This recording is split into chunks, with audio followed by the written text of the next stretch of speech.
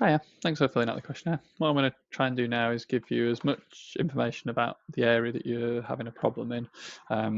Obviously, everyone's unique, but there are sort of common overlap with things. So I'll try and give you as much relevance as I can. But obviously, if you want a proper diagnosis, then do get in touch and we can go through it in a bit more detail. So, you've got a neck that sort of almost feels like it locks and sort of into the shoulder as well as pain. It seems to have happened episodically over the years. Doesn't seem like it comes on particularly due to injuring yourself each time, but like through trauma or anything like that.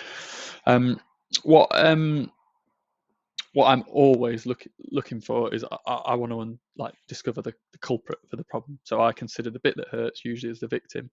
The culprits are the bits that we really need to sort of discover and make a plan for, because otherwise the problem comes back. So nearly always with necks and shoulders, I'm interested in the upper chest. I'm interested in how that moves, because your neck relies on a nice mobile thorax. If the upper back's stiff, then all that movement has to happen at the neck. Whereas if you've got a nice mobile thorax and you're used to using both together, then you turn as a unit. If you watch a little kid move and you call their name, they don't sort of just look over their shoulder, they turn as a whole body. So that's how we sort of evolved to move.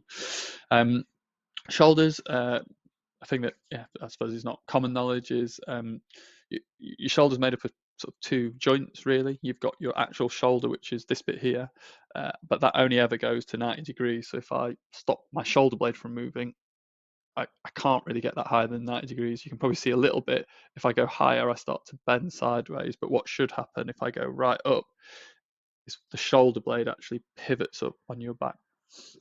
So tightness around the back there can actually be restricting the shoulder blade. So then when you go to do things like reach to do your hair or shower or anything like that, you're really stressing that area out. So you can start to cause a shoulder problem because this bit's actually being asked to do far more than it should. It should only be doing sort of 90 degrees. The rest should come from the shoulder blade. But if you've got stiffness through the back, that can be actually holding on to the problem. So the problem can actually be in the back, causing this sort of shoulder problem.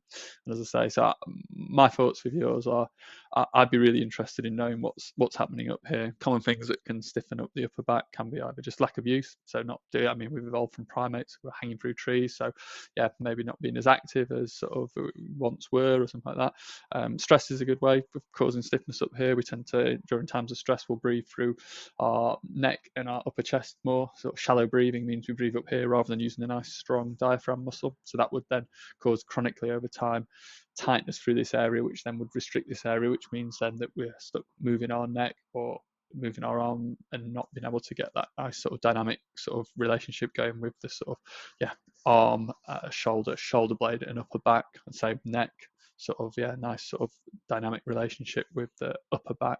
And if we've got that working healthily, then we tend to sort of people carry the tension through the upper fibers of trapezius here, so we're all tight and held in rather than nice and strong through the lower muscles in the back.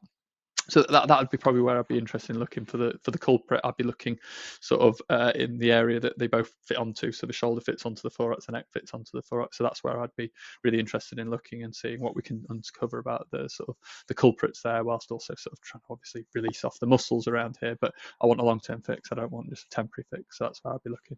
I hope that's useful. If you want to discuss it further, just get back in touch or book an appointment and we can go through it in more details.